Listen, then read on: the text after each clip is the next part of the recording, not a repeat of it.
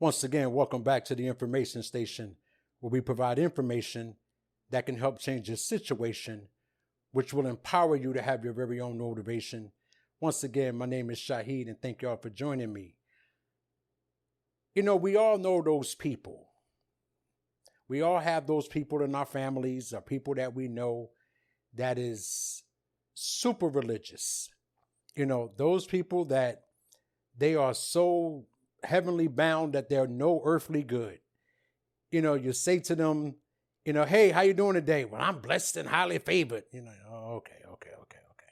You know, and these people are funny to me because these are the same ones that, you hear them talk about the things that God did in their life. God gave me my house and God helped me and gave me a new car and, God is working it out. And, you see them on a vacation and, thank God, I'm blessed and God did this and God did that. Only 2 weeks later, a week later, a couple of days later, you see those same people on Facebook. Y'all pray for me. I'm going through it. It's funny because those same people are the ones that they're up and they're down, they're up and they're down, up and they're down, and I kind of laugh because it's funny to me how much people don't understand how the universe works, how things work. We came in this, physical existence to be deliberate creators. We came here to be deliberate creators. But most of the time, people are creating by default. When you chalk things up and say, well, God did it and God did this. And, the next time you see them, they're depressed, sad, broken. People don't realize that the same way you get a thing is the same way you lose it. Let me explain this to you. The same way you obtain it is the same way you lose it. When you chalk it up and say God did it. Now, I'm not saying that your prayer is not, I believe in prayer. I believe in, that things come to us and the universe provides. I get all that. But here's the danger in that. Because when you just simply say God did it, you fail to understand the role you played in it. Hence, this is why you're so up and you're so down. This is why 1 minute God gave me the house. God gave me the house. My credit was bad and I was able to get it anyway and God made a way. Only 4 or 5 years later, when the house is repossessed, when the car is repossessed and the house goes into foreclosure by the bank, you don't say God took it. I never hear anybody say God took it. You see, the problem with this is that you don't understand the power that you have. You don't understand what you did in the process in obtaining the house. Hence, the same way you get it is the same way you lose it. Let me help you understand this. When you first thought about getting a house, you was excited. And as you begin to get online and look at different neighborhoods and look at different homes, you had all this joy, you had all this happiness. And then you started, driving neighborhoods and going to openings, home openings and visiting different houses. And you started getting all this momentum. You understand where I'm going? You started getting all this energy. You started picturing yourself in the house, imagining the house. You started painting the rooms and decorating and putting in different colors and what furniture you wanted to put. You had all these things you were doing. Come on, we all understand I've been there. You're going to look at different houses and then you get with your agent and she's taking you to different homes and oh my God, you're just feeling so much joy. You're feeling so much happiness. And you put out all that positive energy. and you put out all that joy. And the next thing you know, it didn't matter how much money you made. It didn't matter, if your credit was the best, but you had so much momentum going that guess what? The universe brings it to you. God gives it to you. Just like you said, God gave you the house. God gave you the car. God gave you the husband. God gave you the wife. You see, you had all this joy going in the beginning. So now you're in the home and now you're loving and you're decorating the house and you're putting things away and you're loving the car and you're cleaning the car and you're putting rims on it and doing whatever you do. Now you have all this joy going and everything is working. And you are throwing up your hands and you are praising all around the house, as you should. Now, what happens when a job loss comes into play? What happens when sickness starts to creep in? Now you replace all that joy. You replace all that positive energy. You replace everything that you had with worry. Now you come in with worry. You see? And now, as soon as something happens, as soon as, you get laid off, as soon as you lose your job, as soon as they downsize, as soon as somebody gets sick, as soon as a death happened in the family, all of a sudden, now you're in panic mode.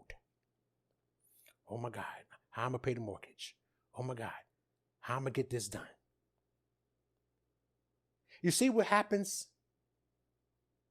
You see what happens? See, now that you had all this positive energy, now you're replacing it with all the negative. You did not get that house because you made so much money. You did not get that car because, your credit was the best. You got it from putting out that into the energy. You putting that energy out into the universe. That's what you did. You put all that positive energy out into the universe. But as soon as something happened, here come the worry. And now that starts to be the main source of the energy. Panic, worry, stress, fear. So this is what I mean by the same way you get it is the same way you lose it. See, when you just say God did it, you don't really pay attention to how was I when I first set out to get this home? How was I when I first set out to get this car? How was I when I first set out to get this job? How was I? Where was my point of attraction? Where was my point of energy? You see, you were so abundantly happy in the process. The process is always happy. I tell people this a lot. I say, if your goals and desires that you have does not frighten you with the expectation of them actually happening, then you're just dreaming. Because your vision should be so big that it actually scares you with the thought of what the hell would happen if I actually achieve the things that I'm after. You see, you talk about winning the lottery. Oh, if I can hit the lottery, the lottery was up to 600, 700 million. If I can just hit the lottery, you know what? If that don't make you a little nervous, then you're just dreaming. Now, you got to understand that it just raises your responsibility. Your dreams and goals should be so big that it makes you a little bit uncomfortable. Now, but it's not supposed to be fear. It's not supposed to be worry. And then next thing you know, just like that snowball was rolling for you to obtain that house, that car, that thing, that person. Just like that snowball was rolling of all that positive energy, look at what's happening now. Look at what energy you have now. If you're going through this right now, I want you to look at where you were vibrationally and where you are now. If you're going through this, if you're going through, you don't want to take the jab, so the job is downsizing, or the job is requiring that everyone have the jab, and you're not on board, you start to worry. Instead of saying, this too shall pass. Instead of saying, you know what? I was blessed to get it, and I'm going to be blessed keeping it. A way will be made. See, keep that same positive energy. You see, think about this. A lot of people do this in marriage. Oh my God, when you met that person, you were so happy. You had so much joy. You was exhilarated. Oh my God, the thought of her, the thought of him, the thought of that person just made your heart melt. And then that day comes, that wedding date gets set. You are out with your girls, you are out with your boys, you're celebrating, y'all out, you picking out your dress, you're going through all that positive energy flowing. And then you get married. And then guess what? All of a sudden now, everything that person does irritates you. All of a sudden now, everything that person does frustrates you. You can't stand the sight of them. You can't stand to hear them breathe. You see how this goes? The same way you get it is the same way you lose it. The same way you obtained it is the same way that you lose it. Positive energy, negative energy. You see, that's why it's important to understand and to be mindful of what did it take for you to obtain that particular thing, whether it's a marriage, whether it's a home, whether it's a car, it doesn't matter, that job, a position. You were so happy to get promoted. Now you're stressed out because of the workload. See what's happening here? So rather than just chalk it up and say God did it, okay, that's cool. But I tell you what, you better understand the role you had in it. You better understand the role you played in it. This is how you become a deliberate creator. This is how you become that person who can constantly create and not find yourself going up, going down, going up, going down. 1 minute you're praising and God is the greatest and everything. Next minute you're on Facebook. Y'all pray for me. Next thing you know, you got suicidal thoughts. You see, this is why this is the information station. Information that can help change your situation, which will empower you. You understand? Because it's all about empowering you. Sure, God did it, but I'm here to empower you. You got to understand your role. You got to understand what you did in the midst of all. How did it happen? How did you bring it to fruition? This is important. And stop just blowing with every situation. Look, you didn't think about all these things while you were trying to get it. You didn't think about every obstacle when you was trying to get it. When you was trying to obtain this thing, you didn't think about every single, you was looking at positive. Come hell or high water, you're going to make it happen. If I got to get a second job to help me take care of this, I'll do that. You had it all figured out. But as soon as something happened, what do? What do? You go to panicking. You go to worry. I think it's John the 14th chapter. Let not your heart be troubled. Ye believe in God, believe also in me. You see, when you understand how these things work and what these things actually mean, and that it's all dealing with universal law, then you're able to walk through this life empowered instead of feeling powerless. You walk through this life empowered because you understand. You have a clear understanding. Most people, when they're married or when they're in relationship, especially when you're married, you want to go to therapy. Well, you kind of should have went to therapy when you smell smoke, not wait till the whole thing is in flames. See, because you're not going to therapy to help the marriage. At this point, you're going to therapy so that you can have a peace of mind and say you did.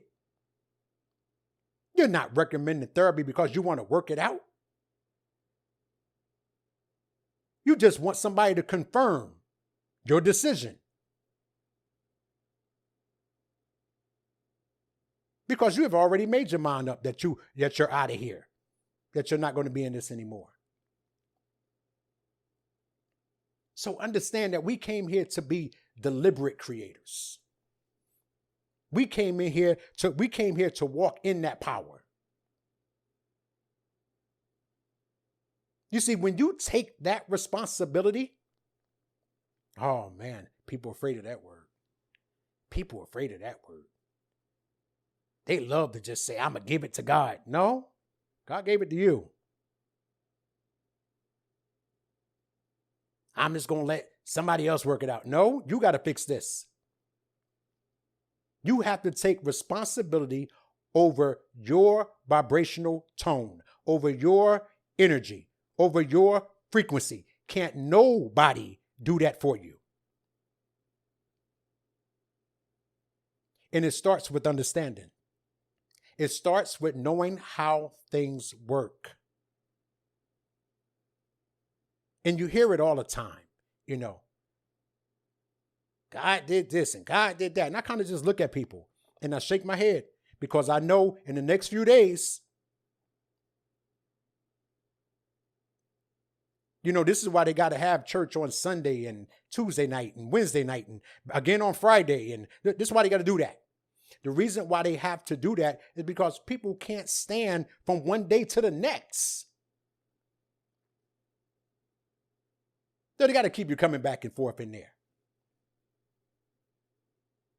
But when you learn and understand your position, it's a game changer. Just look at where you are in life right now.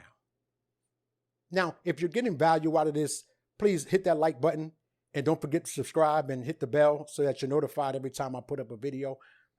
But look at your life right now. Look at where you are. And I want you to think to yourself, how did I think before opposed to how I'm thinking now? Whether it's from being in a marriage, whether it's from being in a home, that's about to go into foreclosure, whether it's from, having a car that's about to be repossessed. Our position, our job. Look at where you are.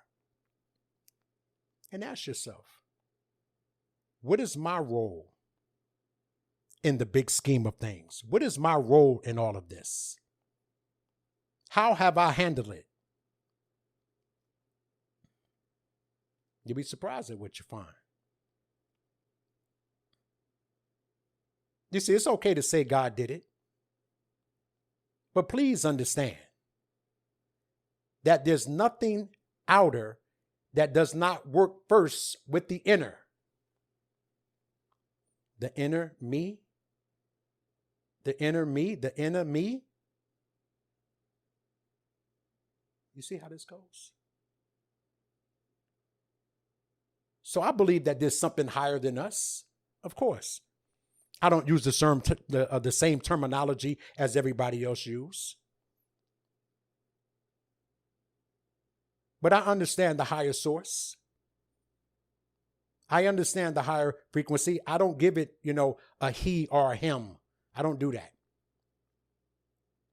That's dangerous. When you refer to something as he and him, psychologically, you have no choice but to see it as a person or as a man in particular. So when you're teaching your children he and him, give it to him, he's going to do it, he's going to fix it, that's dangerous. The scripture itself tells you God is neither male nor female. What are you talking about then? I know this is hard to hear. I know this is hard to hear. But when you are coming up and you say, hey, he gave this to me, he who? You automatically see it as something separate from yourself. Think about this. You automatically see it separate from you. And those who are Christians, isn't this the one thing that Christ never did? He never let anybody separate him from the Father. Saying, I and the Father are one. If you've seen me, you've seen the Father. For I am with him and he is with me. It was never a separation. But you go around saying he, him, he, him. Sound like a man thing to me. Who do you think made that up?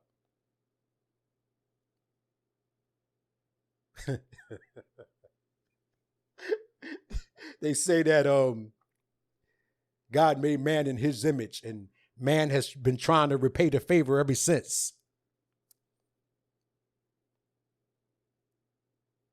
Got to be careful with this, y'all. You know, the scriptures say, for we're snared by the words of our mouth. So forgive me if I don't use the same terminology as you, because when you change the terminology, you change the mindset. When you change the terminology, you change the understanding, the way you view things, the way you see things. And I'm telling you, it's empowering. It's extremely empowering. So before you just chalk it up and run around and say, oh, God did it and God did it. Okay. I'm just going to say, please, please, please understand the role that you played in it. Because it's very important in you becoming the deliberate creator that you came here to be. Once again, my name is Shahid. Until the next one. Talk to you later.